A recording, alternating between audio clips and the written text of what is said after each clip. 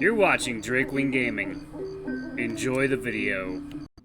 Hey guys and gals, Never here from Drakewing Gaming. It's 70 miles toward the Gaming Drag today. I'm coming back at you with a Let's Play episode of Promises to Keep, Hunter's Path.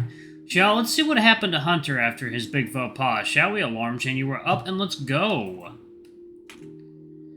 One of the bars gives way, snapping like a one of the bars gives way, snapping like a twig under my weight. Time slows down as I fall, my mind processing each fraction of a second at a breakneck speed. What happened? Why didn't the bars catch me? Like they always do. The audience turns to me like one great eye, watching feverishly as my infallible facade falls away. So that's what it feels like. How refreshing. I embrace gravity like I might a parent. Tick, tock. I think I should just do a different voice for Hunter. Probably deeper. Yeah, I'll just do a deeper voice for Hunter. Tick, tock. Tick, tock. Tick. Oh! Damn it. The sound of shattering glass wrenches me awake. Pain. Blistering pain down the length of my arm. Shattered remnants of the dream tear across my mind. The roar of my teammates. Oh, this is Hunter, okay. The roar of my teammates. The eyes of the crowd. The sickening crunch of bone. It felt so real. I reach one paw up to my face, feeling my familiar cheek fur. Then I run my paws across my snout.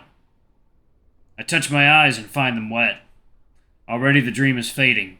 Friends, connections, bends and breaks. Long, lonely tables, elevator pitches. And masks. Dozens and dozens of masks. What hides beneath them? I sit in utter stillness, one paw splayed over my eyes. I press my paw pads hard into my temple, as if to keep the dream from spilling out. But of course, the tighter you cling to dreams, the faster they fade away. When naught but darkness remains, I have no choice but to open my eyes. I shiver. The familiar sight of Theo's den comes into focus as my vision adjusts, with one notable difference. Flashlight. I need a flashlight.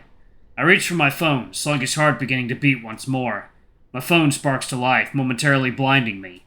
I blink the light away, but before I can fumble for the right button, I see a notification. A silly bed selfie from Hunter. I must have been out cold before he sent this. Oh, okay, yeah, so this is Hunter, okay. For some inexplicable reason, I'm compelled to call him. Hunter will know what to do. It seems like he always does. I press his number away anxiously as it rings. Once, twice, then... Hey!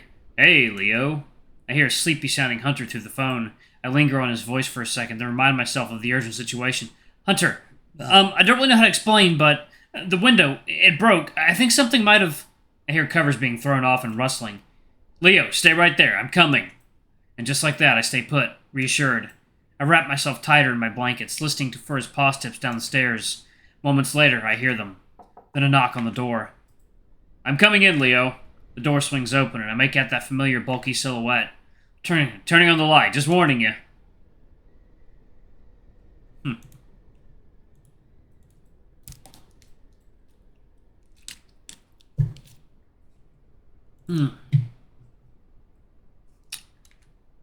Oh, it's bad. Worse than I thought. A fallen tree branch protrudes into the room like a shattered bone tearing through flesh. I turn to the raccoon, but his face is already locked in a familiar focus. Okay, we gotta get this glass cleaned up, then move the plants out. His voice is clear and sharp. He doesn't even sound surprised. Wait, before you move, let me grab shoes for us. No sense in cutting up our paws on the glass. He flies out of the room in a blur. I wasn't sure what to expect when I called him, but it really does seem like he has everything figured out. The raccoon returns quickly with footwear and a broom, and we get to work. Just minutes later, the glass on the floor is completely gone. Alright, give me a hand with these pots. Hunter hands me a pot, then grabs two larger ones and hustles out the door. We move the plants to the living room, then make one more trip to clear out the remaining greenery. Okay, all that's left is the branch. Honestly, that seemed like the biggest challenge. Hunter gives me a reassuring smile. Come on, it can't be that heavy, right? With his strength, I'm inclined to agree with him. Hunter takes a knee near the window, positioning himself under the branch. I take my place next to him, wrapping my paws around the rough bark. Chalk-stained hands gripping familiar wooden bars. All right, here we go. 1, 2. We both lift. The branch starts to move, but... Ah! Crap, can we put it back down? The branch plops back down to the floor, and I give Hunter a look of concern. Is everything okay? The raccoon shakes out his arms and shoulders a bit, then smiles. Yeah, I'm totally good. Just need to get a better angle. Attempt 2? I nod and we take our positions again. 1, 2. We lift once more. This time the branch comes off the floor a considerable amount. Hunter grunts under the weight, definitely bearing a lot more of the load than me. He manages to get a few words out. Carry towards window. We start to move towards the window, taking it slow. With each step, I feel the weight start to press down harder and harder. I glance at Hunter, dismayed by his quick, ragged breathing. I do my best to support the added weight, but I can't sustain it for long. Put down. I feel him add a little extra force for a moment, almost in defiance. Then his eyes shoot open and I feel the branch start to come down on my shoulder. Now! He finally gives in and we let the branch fall to the floor, both getting out of the way just in time. Shit. The raccoon rotates his forearm gingerly, clearly hurting. Hey, are you okay? I get closer to him to get a look, but he scoots away from me. Yeah, I'm fine. We still have to get this branch out. Before he can continue, I butt in. But you're hurt. We need to grab help. Let's go get Theo. I said I'm okay. I have to position myself better. I push back more firmly this time. No, we're not doing this ourselves. You're obviously in a lot of pain. I promise, I'm alright. I just need to warm up a little and hurt yourself even more? We're getting Theo now. He opens his mouth to argue further, but ultimately stays quiet. Come on, let's go. I say softly, beckoning him forward.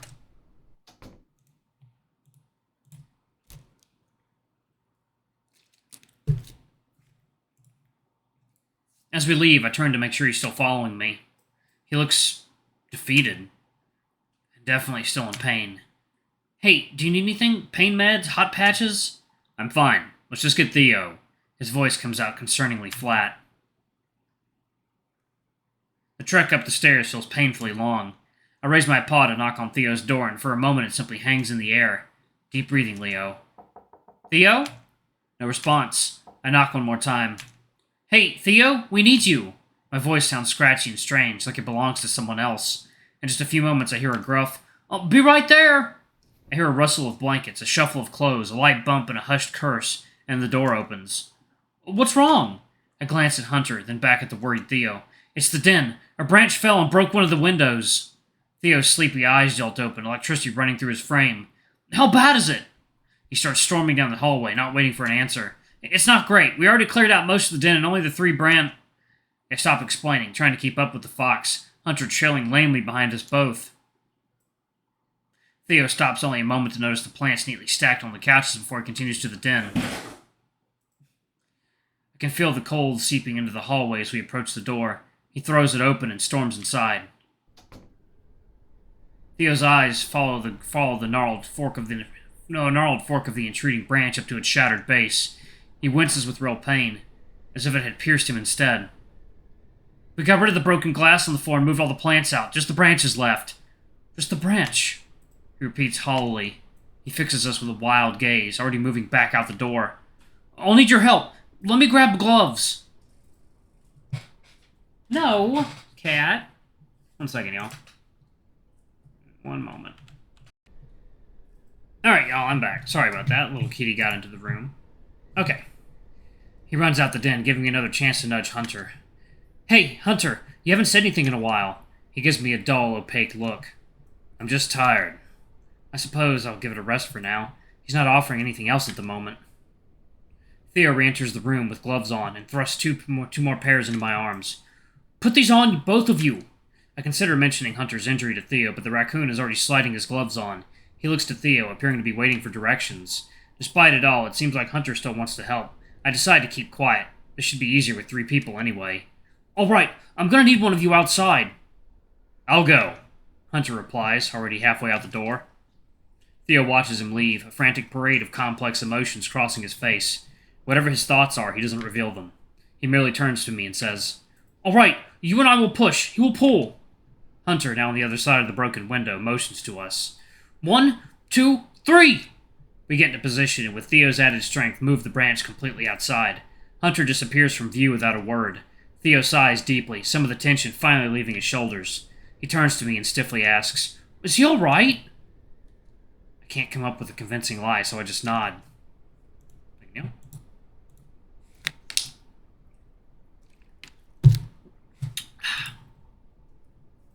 He doesn't look it. He's just tired. We're all tired. Some of Hunter's dull annoyance bleeds into my voice. I quickly add, "But we're okay. We just want to help you fix this." He opens his mouth to respond, but closes it again as Hunter re-enters the room. "Thanks, you two. Now we just have to patch up the window." His flinty eyes flick between Hunter and me, then back to the shattered window. Something in them softens. "You know what? I have this covered." His tone is gruff, but not unkind. "Why don't you two rest a bit? You did great work, moving everything out." Hunter opens his mouth to interject, but I beat him to it. "Thanks, Theo. I think we'll do just that." The raccoon and I wordlessly head for the living room, leaving Theo to his work. He plops down onto a couch next to one of the plants. Should I sit next to him? I sit on a different sofa. He lets out a soft sigh, then pulls out his phone. "Hunter?" He looks up at me. "Thanks for coming so quickly." He puts on a smile for me, but it feels empty. "Hey, don't worry about it." We sit quietly for a while, accompanied by soft clicking sounds from his phone. I recognize the sounds from the other day, from his chess app. I pull out my own phone, my exhaustion slowly catching up to me. Bits and pieces of my dream return to me as we sit. It doesn't feel right to broach the topic now, though. Some mindless scrolling later, I glance back up at him. He's still clicking away at his chess game, his injured arm resting on the other as he plays. I see an opening for some kind of conversation. "Hey, I think I saw some pain meds in the kitchen yesterday. Do you—" I begin phrasing a question, then adjust. "Let me grab some for you." Hunter puts his phone down. "That sounds good." This time I don't get a smile, but I can see some of his familiar warmth in his eyes. A little sign of gratitude, a thank you without all his words. I excuse myself to the kitchen. The little stove clock reads 6:15, but it feels like I've been up for hours. I can make out the beginning of a sunrise through the kitchen window. I zone out for a moment, entranced by the gentle light. Then some faint chest clicking from the living room reminds me of my task. I start to rifle through Theo's cabinets for the meds, moving with urgency. I don't feel like leaving Hunter alone, even for a short time. Before long, I find them and return to the living room. Hunter is still seated where I left him, though he's not on his phone anymore. I clear my throat to announce my presence before approaching him. "Here, it just says to take 2. I hand him a bottle of water. "Thank you, Leo." Still no smile. But I'll take what I can get. As he takes the meds, I make myself as comfortable as I can on the couch next to him. Does it hurt a lot? Before he answers, I add "Be honest, please. No sugarcoating." That gets him thinking. He hesitates to answer for a minute. Then he exhales. "Yes, it still does. But I think the meds will help." I nod. My conversations with Hunter have never been this stale. But at least I'm getting him to talk. "Do you want to chat about anything?" "I'm okay, I think. Can we just sit?" "Of course." He's definitely holding back. Maybe the living room is too open of a space for him to talk. "Hey, would you be more comfortable in your room?" He nods and gets up. "And are you opposed to having company?" I remind him again. "Honestly, you can tell me no." Alright, y'all, I'm actually going to pause it right there. Thank y'all so much for watching. Don't forget to like, comment, subscribe, ring that notification bell, and check out our Patreon if you can. It always helps. Before I go, I'm going to have a quick shout out to our lovely bronze tier patrons. Thank y'all for all I do for the channel. We greatly appreciate your support. Thank you to our silver tier patron, Cade Silverman. Thank you going above and beyond. It's greatly appreciated. Thanks to our 3 gold tier patrons, Zeke, Toby, and Blue Wolf Alpha. Y'all are awesome. We love you. Thank you for subbing to Ultimate Tier. Anyway, if you want to get your names in the credits, get access to all of our not safe for work contents as little as $5. And if y'all don't want to donate to our Patreon, you can always donate using Super Thanks on YouTube. Anyway, I love you all, and I'll see y'all in the next video. Bye-bye!